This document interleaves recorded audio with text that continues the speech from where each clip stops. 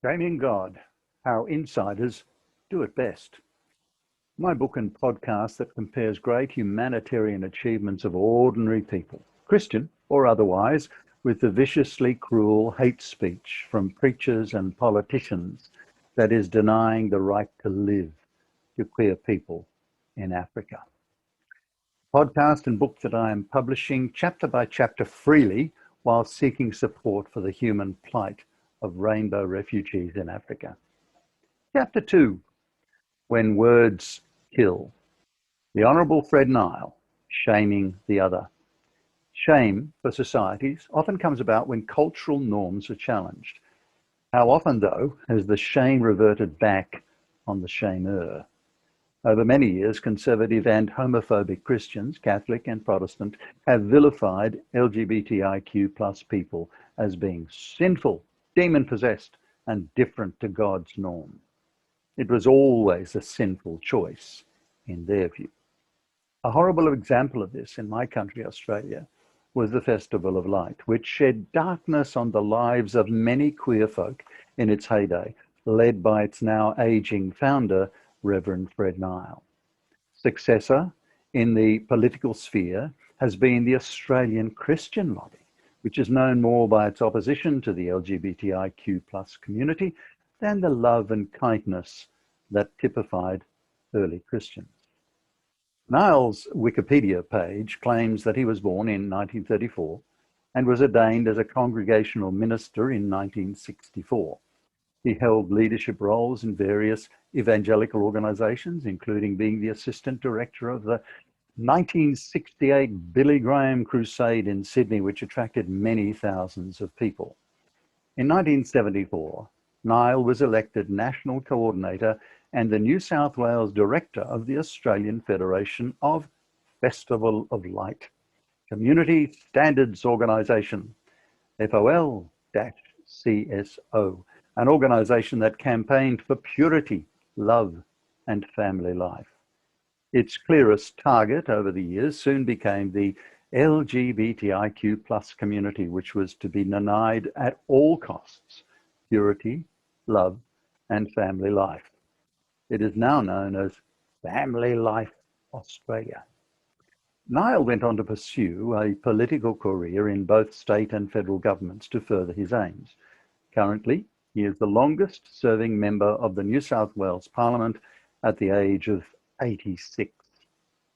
The Honourable Reverend Fred Nile, his parliamentary title, is a passionate believer in Jesus Christ and believes he is serving God by advocating against queer people. Wikipedia states that he is known for his vocal opposition to drug use, violence against women and children, and the mistreatment of the Aboriginal community by state and federal governments. Whilst these are very worthy causes and to be applauded, he has, however, been most often quoted over the years by the media on issues relating to pornography, abortion, and homosexuality. Trying to understand the thinking of Fred Nile is quite a challenge.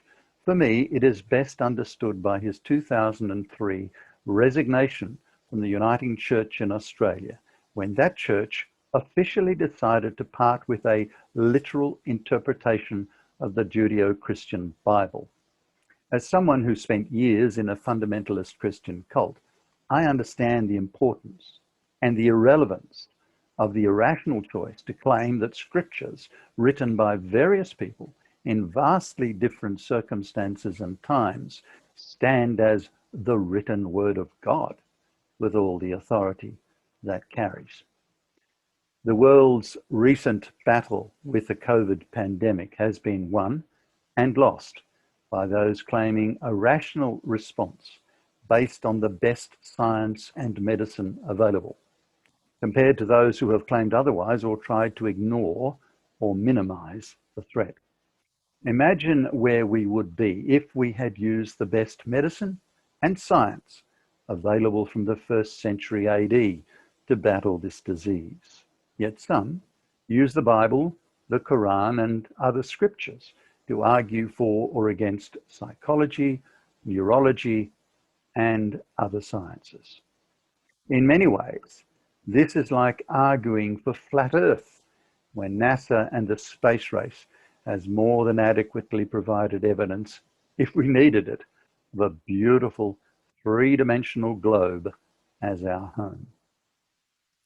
I love the Bible, but I am selective as to what I endorse. The extermination of peoples by God and his servants? No. Whereas love and mercy and justice, yes, as can be found throughout.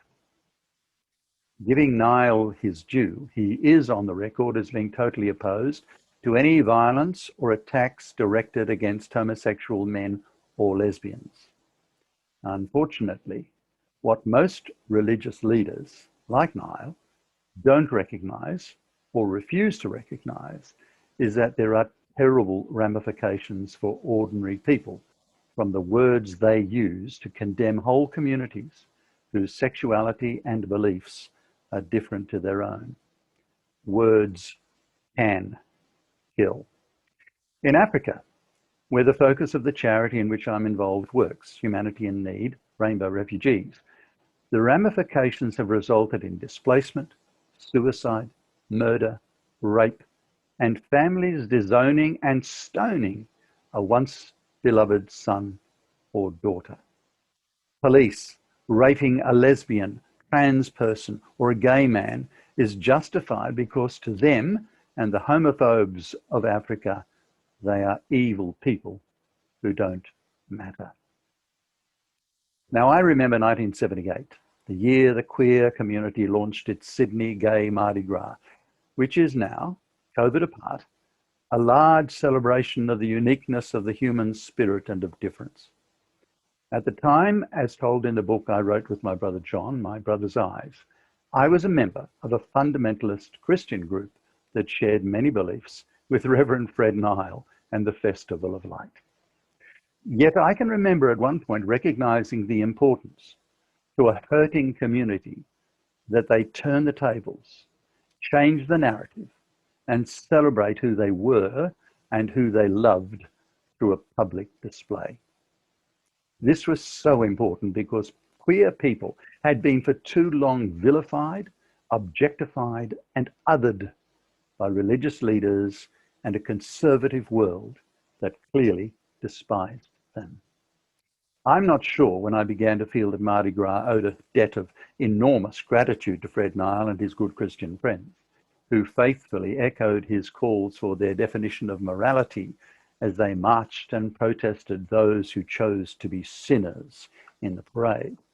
The shame they cast on those sinners, in my view, is a shame that has blasphemed the name of a merciful God they claim to serve. In 2011, Nile was disgusted to learn that Penny Wong, a Labor Party federal government minister, was celebrating the pregnancy of her same-sex partner and said, "I'm totally against a baby being brought up by two mothers."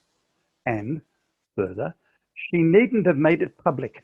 It just promotes their lesbian lifestyle and trying to make it natural where it's unnatural. Years later, in the early 2000s, when I led evangelical mission organisation International Needs Australia, I sang with a group for the graduation of students from Churches of Christ Theological College in Melbourne, now known as Stirling College, honouring a great Christian leader, a generous and loving man, Gordon Stirling, who I was privileged to know. A friend who had been very supportive of me and my family when we first moved to Melbourne was horrified when a young woman thanked those at the college for their acceptance of her difference and their love for her during her time in studies, before publicly thanking and honouring her same-sex partner. My friend was horrified and felt, just like Nile had about Penny Wong, that she should have been ashamed of her sin rather than publicly declaring it. Shame is in the eye of the beholder. I'm so glad the world has changed a lot since then, and Australia has, to Fred Nile and his cohort's horror, legalised same-sex marriage. As an authorized civil marriage celebrant, I've performed a number of same-sex marriages and marvel each time at the normality of the love and union I see in the couples I've been privileged to marry. I've also seen long-term loving relationships from those in the queer community that literally put to shame some heterosexual marriages where love has left the room. Those who know the Honourable Rev Fred Nile personally believe he has been misunderstood in the media, and yet there is no doubt over his career, his public pronouncements against homosexuality and other sexual abnormalities have caused immense pain and suffering to a whole community of people. A fact sheet from Suicide Prevention Australia stated that the 2020 iteration of Private Lives found 41.9% of LGBTIQ people had considered suicide in the previous 12 months, with 78.4% considering suicide at some point during their lives. Compared to the general population, LGBTIQ people have significantly higher rates of attempted suicide. LGBTIQ young people aged 16 to 27 are 5 times more likely to attempt suicide. 16% report actually attempting suicide. Transgender people aged 18 and over are nearly 11 times more likely to attempt suicide. 48.1% report attempting suicide. People with an intersex variation aged over 16 are 6 times more likely to attempt suicide. 19% report attempting suicide. LGBTIQ people are less likely to accept help when in crisis. A study by La Trobe University, Melbourne found 75.3% of LGBTIQ participants did not use a crisis support service during a recent personal or mental health crisis. Nile, like so many other conservative religious leaders, has described homosexuality as a mental disorder and a lifestyle choice that is immoral, unnatural, and abnormal. Yet in the first centuries of Christianity, followers of Christ were not known by what they opposed, but rather by the love and kindness they shared. They were known by a love that was an example to the world around them. John chapter 13, verse 35. Emperor Julian Caesar wrote to Arsacius, high priest of Galatia, about 362 AD, before my time. It is disgraceful that when no Jew ever has to beg, and the impious Galileans, Christians, support not only their own poor, but ours as well, all men see that our people lack aid from us. The example of those Christians prompted him to order that provision be made to provide sustenance to the poor and the wider community. Too often in our modern world, Christianity is known by the condemnation spoken against people in society that the broader world is coming to recognize should have equal rights and recognition. Rather than society being shamed by the good deeds of Galileans, the Christians, as with Julian's letter, the opposite is the effect. Yet within those churches where leaders condemn homosexuality, for example, because of narrow interpretations of ancient scriptures, there is little or no accountability. If the words of a popular pastor or priest lead to the isolation and exclusion from the welcome of their congregations and society at large, there is no one to bring the speaker to account. 2. Lockie, an honourable man, shamed by his church. Recently, a good friend of mine and proud father of 5 children Ian James, told a small group of us about the post of his recently out gay son, Lachlan. Ian was so proud of a courageous post that Lockie shared on his Facebook page, prompted by debate about a bill in the Victorian Parliament to outlaw the practice of conversion therapy, which many gay and lesbian people have suffered when there was no acceptance or recognition of their same-sex attraction within their religious community. Thank you, Lockie, for the courage you show in sharing your story publicly and being willing for me to quote from it here. In his post, Lockie was painfully honest about his experiences within his church. My concern for him, and so many like him, is that when words are spoken by pastors, priests, and others, or by the political leader Fred Nile, who holds them to account? Their words kill not only the soul, but in some cases, the very life of the subjects of their words.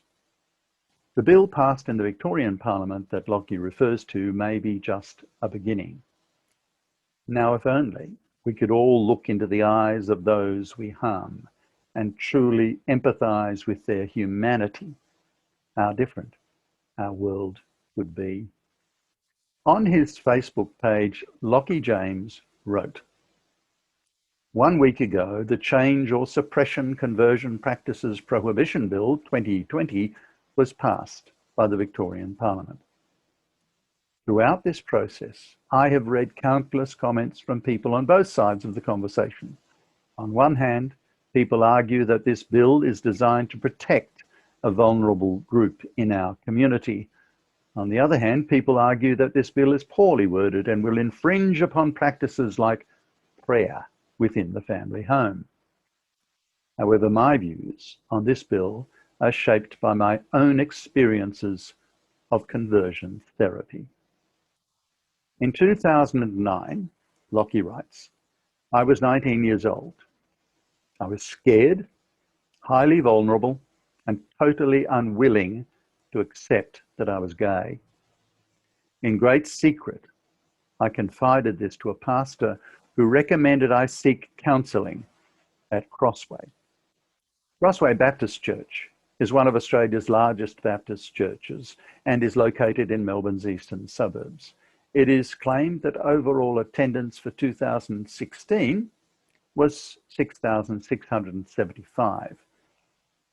And I'm sure that those figures are probably the same, if not more, today. Well known throughout Australia, Crossway provides a wide range of religious activities and community support services throughout the week. Lockie continues. This counsellor told me that I was demon-possessed, and he attempted to exorcise me. When this failed, he sent me to a prayer ministry that involved 2 people who spent the day attempting to expel demons while shouting that my love for others is evil and satanic. Following this, I was sent to a group where I had to stand in front of everyone and call myself a sexaholic because I had these unwanted feelings. I attended these group sessions 3 to 5 times a week for a full 18 months. 10 years later, Lockie writes, I am still trying to process and deal with the pain from this therapy. Why would I speak up? Sadly, the same messages that I heard during these sessions are still being used regularly today by well-intentioned Christians. To contextualize and hopefully humanize these comments, all you have to do is replace the word gay with my name. In Lockie's newsfeed on Facebook, there have been many claims by conservative Christians in regard to homosexuality, including that gay people can be fixed with conversion therapy. Others have been even more extraordinarily unkind and cruel. Lockie quoted some of them in his post, replacing the words homosexuality or gay with his own name to illustrate just how hurtful they were. Quoting, Lockie falling in love is comparable to pedophilia and bestiality. Lockie shouldn't be allowed to marry. Lockie getting married is a threat to families. Lockie doesn't love, it's only lust. Lockie cannot be a good parent. Being Lockie is a choice. That last one cuts deep. I read it and my heart breaks for Lachlan because his sexuality is an essential part of who he is. And yet those who would argue against it don't realize how much their denial of his sexuality is a denial of his humanity. I'm so sorry, Lockie. He wrote, during the same-sex marriage plebiscite, my senior pastor released a public statement that included references to pedophilia and incest. This statement also used the line, quote, as best as I can understand the Bible, I believe that marriage is between one man and one woman, close quote. This line is repeated to this day by honest and well-intentioned people. However, says Lockie, we only have to look at history to understand how damaging this line can be. Decades ago, my close relatives were preparing to work overseas as missionaries. That is, until honest and well-intentioned people stated, quote, as best as I can understand the Bible, I believe that couples should not be mixed race, close quotes. And Lockie says they were kicked out because she was white and he was not. More recently, my mum, Rosie, who died just a few years ago, recalled how women were not allowed to preach at Crossway, previously called Blackburn Baptist, because honest and well-intentioned people stated, as best as I can understand the Bible, I believe that women should not teach or have authority over man. These views were justified across centuries using verses lifted directly from Scripture. However, we understand now that to apply these verses within today's context would be both harmful and immoral. And now, a growing number of thoughtful and intelligent theologians and pastors are speaking up that the biblical authors were clearly not talking to a society where two men or women could enter into a faithful marriage. But again, why would I speak up? Asks Lockie. I speak up because I'm deeply concerned for young people who are hearing the message that for the rest of their lives, they must never fall in love. For the rest of their lives, they must never have a partner or a family, two things that Christians celebrate as deep sources of joy, meaning, and purpose in life. I'm concerned for people, young and old, who are told that a core part of who they are and that they never choose must be changed through prayer ministry or conversion therapy. Now, I have to say that in reading his post again, I am deeply troubled that too many people of religious faith have remained silent on the issues that Lockie raises, and I agree wholeheartedly when he writes, too many Christians appear more energized by a perceived threat to their rights rather than standing alongside the broken. Generously, he concludes, if you want to chat, I'm just a message away. Perhaps you just want to chat because there is someone you love who is in my shoes. Perhaps you want to chat because you disagree with every point that I've made. I'm open to chat, but no, I might not respond to your message right away. I'm still healing and growing on this journey. But let's not do this journey alone. Crossway, like many churches throughout my city of Melbourne, do some wonderful things in their communities and provide love and support to their members. Isn't it time, though, for a public apology for all the Lockies who have been so terribly hurt and abused by a society that declared Being Lockie was a choice. In homophobic nations often driven by conservative religious beliefs, whether Christian, Muslim, or other, words literally kill. For the queer folk we are supporting in Kenya, excluded from their families, their careers, and their nation, the ramifications of hateful preachers are clear. In Kakuma refugee camp or in Nairobi, the threat of starvation, violent physical and sexual attacks, denial of medical care and food, and death itself is never far away. Where are the Christians who will stand with us for the love of God?